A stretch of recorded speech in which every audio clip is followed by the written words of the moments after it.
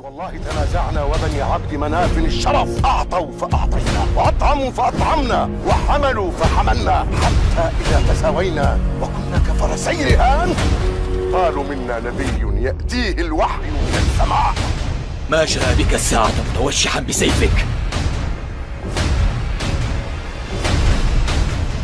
ألا تنتهي حتى ينزل الله بك قارعة؟ ويل من حمل إلى محمد.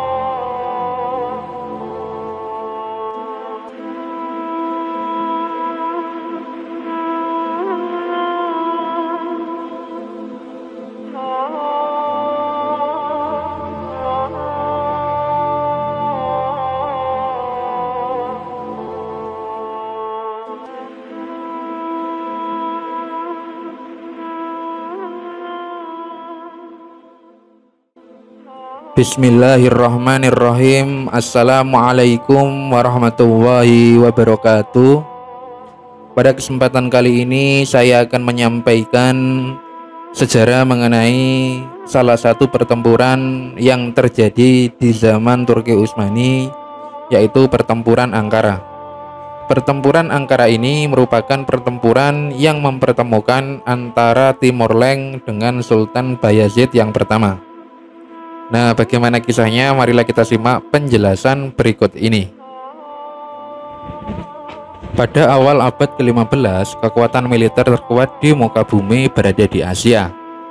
Pada masa itu, tidak ada yang lebih kuat dibandingkan dua raksasa militer ini, yaitu Kekaisaran Utsmani yang ketika itu dipimpin oleh Sultan Bayazid yang pertama, dan juga Kekaisaran Tatar yang dipimpin oleh Timur Leng.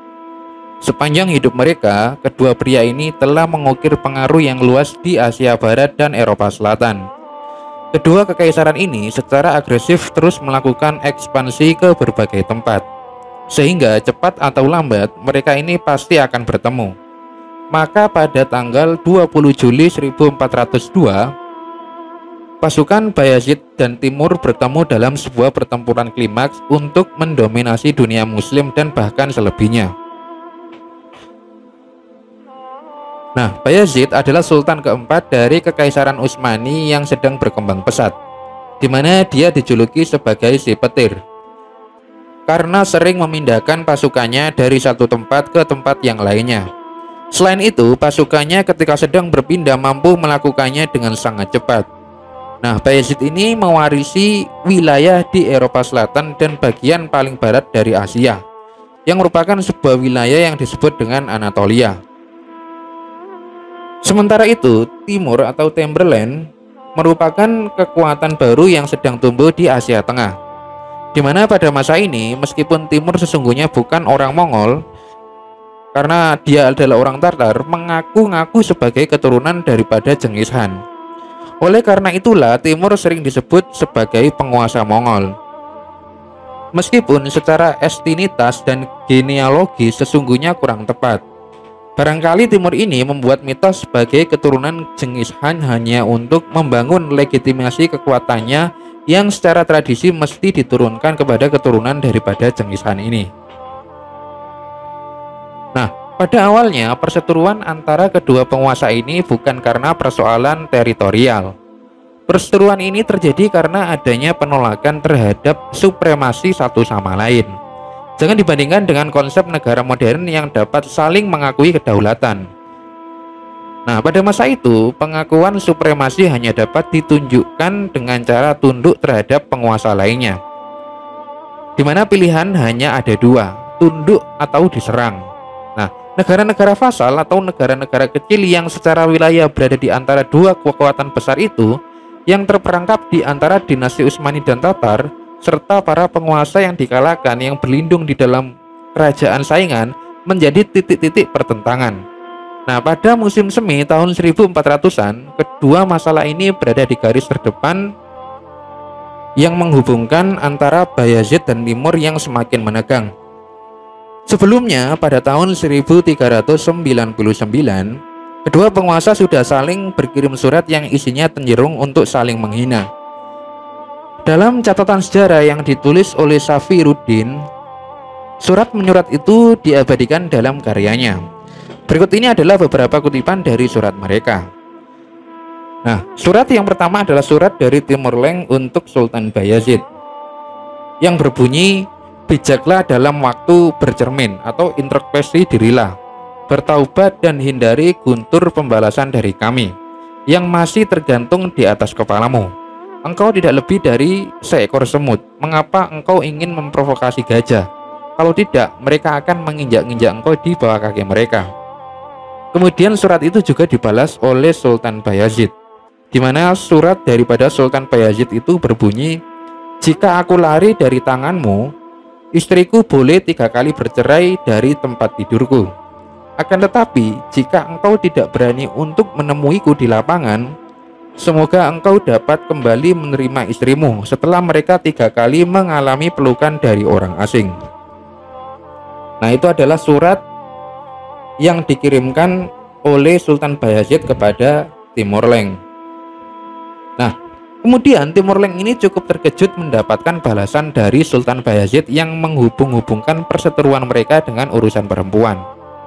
Sebagai balasannya, Timur Leng hanya menulis dengan singkat, putra dari Utsman atau pendiri Kekaisaran Utsmani sudah gila. Nah, surat ini kemudian yang menjadi surat terakhir di antara mereka. Ketegangan di antara mereka terus menguat, sehingga akhirnya pada 20 Juli 1402, mereka ini kemudian bertemu di medan pertempuran berbatu di Cubuk, dekat Ankara. Kedua penguasa terjun langsung ke medan pertempuran untuk memimpin jalannya pertempuran. Dan beberapa sumber sejarah mengatakan bahwasanya jumlah pasukan Bayazid adalah 120.000 orang, sementara dari pihak Timur Leng adalah 800.000 orang. Jumlah ini dianggap terlalu membesar-besarkan dan untuk masa itu tampak tidak masuk akal.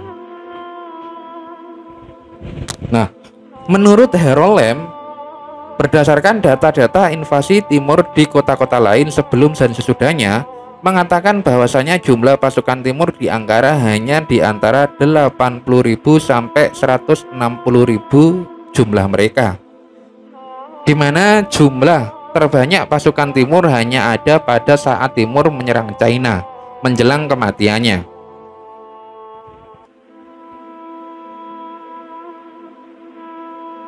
Yakni sebanyak 200.000 orang. Sementara itu pasukan Bayazid justru lebih banyak, karena di awal pertempuran Timur justru mengambil sikap bertahan dan sempat mundur. Tidak ada alasan kenapa dia harus bertahan dan mundur dulu selain karena jumlah pasukannya lebih sedikit. Nah, sebenarnya pada saat periode surat menyurat antara Timur Leng dengan Sultan Bayazid yang pertama ini berlangsung, pihak Timur Leng sudah melakukan pendudukan terlebih dahulu ke wilayah Utsmani yang berada di Sivas, yaitu wilayah timur Utsmani yang sudah dekat dengan perbatasan, yaitu pada tahun 1400. Nah, pada bulan Agustus, Timur ini mengumpulkan pasukannya dan langsung menuju ke Sivas. Sadar kalah akan jumlahnya, Sulaiman yang merupakan putra tertua dari Sultan Bayazid dengan bijaksana menarik diri setelah hanya terjadi beberapa pertempuran kecil, dan dia meninggalkan Sivas dan garnisunnya untuk berjuang sendirian. Sebelum jatuhnya, kota ini bertahan selama 18 hari untuk melawan pengepungan brutal, di mana ketika itu Timur Leng ini memberi perintah agar para penjaga garnisun Sivas segera dieksekusi. Dan khusus kepala para pemimpin Utsmani, dia berjanji bahwa darah bangsawan mereka tidak akan sampai tumpah. Sebaliknya, tanpa ampun dia mengubur mereka hidup-hidup. Sesuai janjinya, darah mereka tidak tumpah sedikit pun. Kemudian pada periode selanjutnya, selama kurang lebih 2 tahun, hanya terjadi perang kecil-kecilan di antara mereka. Hingga pada tahun 1402, setelah surat menyurat berakhir, Sultan Bayazid yang pertama ini merasa sudah cukup siap untuk melakukan perang besar-besaran.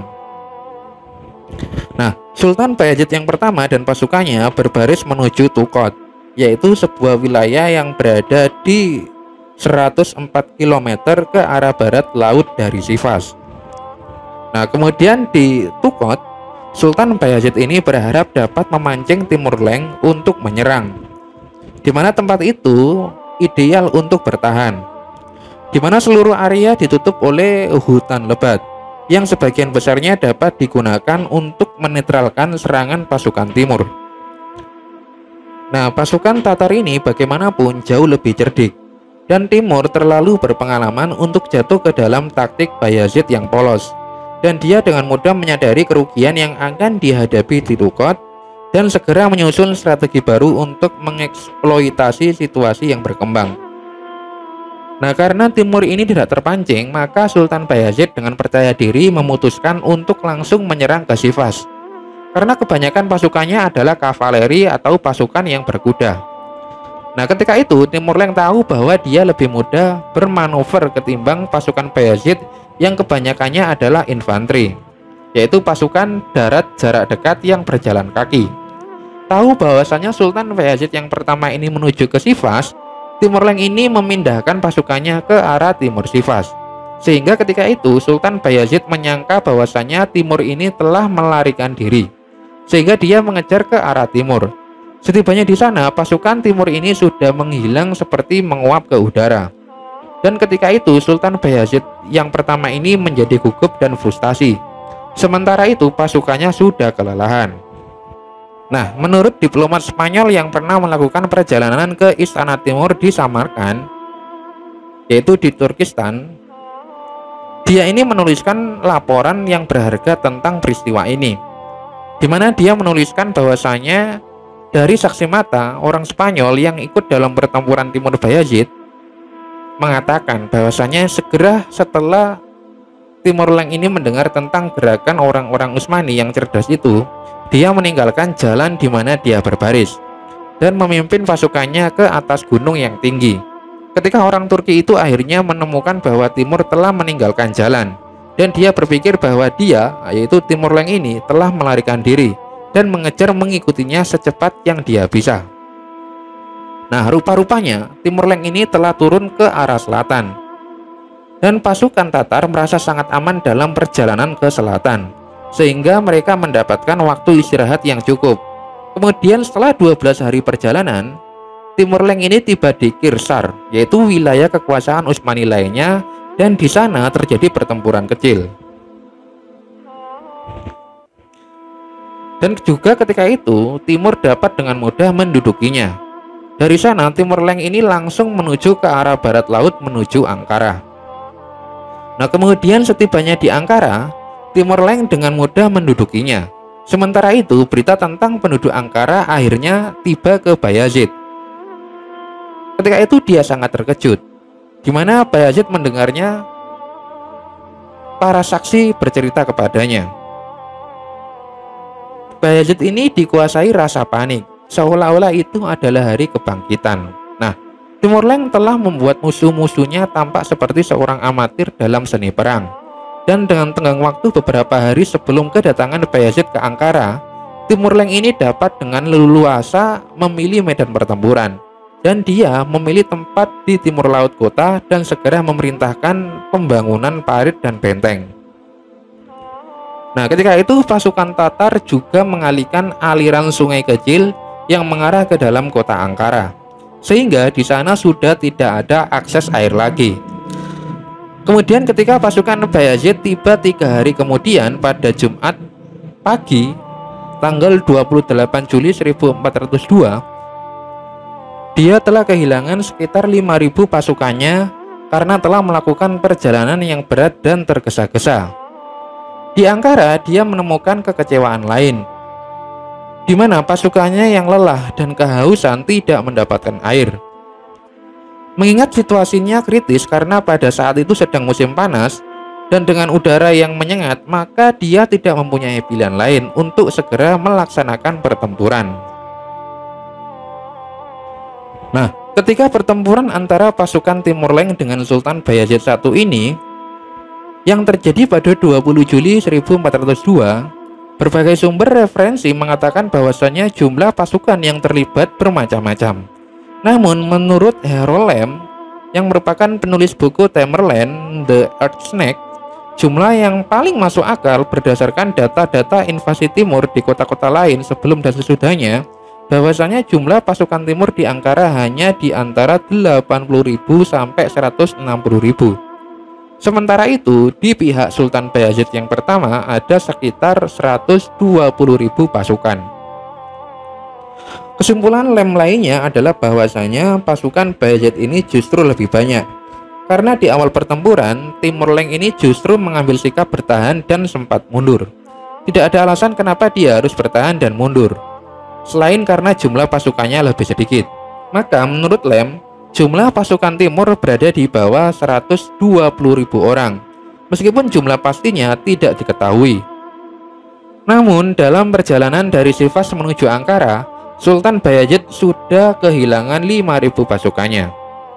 Nah, kemudian ketika akan terjadi pertempuran besar di antara pihak yang bertikai, jangan dikira kekuatan besar lainnya, terutama Eropa, akan berdiam diri. Ternyata mereka juga mengamati secara diam-diam, di mana ketika itu pihak Eropa sudah memprediksi bahwa Timur akan menang.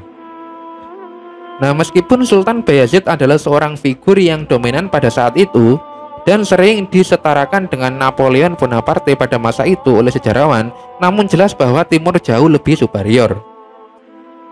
Dari sudut pandang Timur, pertempuran dengan Utsmani barangkali hanya dianggap pertempuran minor, karena memang pada faktanya Timur malah jauh lebih kesulitan untuk mengalahkan Tokhtamis Khan yang merupakan Khan Mongol dari Gerombolan Biru atau Blue Horde. Tokhtamis Khan beberapa kali terbukti berhasil jatuh bangun dalam menghadapi Timur Leng, dan dia cukup mengganggu agenda invasi Timur Leng dalam salah satu kesepakatan, yaitu Tokhtamis Khan bahkan adalah pihak yang pertama kali menyerang.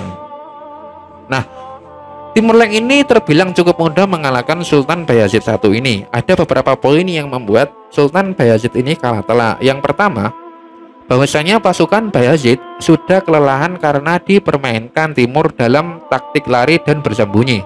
Terlebih ketika sampai di Ankara, akses air sudah ditutup oleh Timur Leng. Kemudian poin yang kedua, bahwasanya Timur Leng ini membawa 30 ekor gajah yang terlatih untuk berperang, yang dia bawa dari India setelah menaklukkan Delhi 4 tahun sebelumnya. Kemudian yang ketiga, berbaliknya keberpihakan prajurit Tatar Utsmani ke Timur Leng. Kemudian poin yang keempat, bahwasanya Sultan Bayazid ini mengabaikan peringatan dari Stephen Lazarovic yang merupakan komandan pasukan Serbia di pihak Utsmani yang juga sekaligus adik iparnya. Nah, demikianlah sejarah singkat mengenai pertempuran Ankara yang dapat saya sampaikan. Semoga yang sedikit ini dapat bermanfaat dan dapat menambah wawasan kita semua. Akhirul kalam, wallahu a'lam bishawab, billahi taufik wal hidayah, wassalamualaikum warahmatullahi wabarakatuh.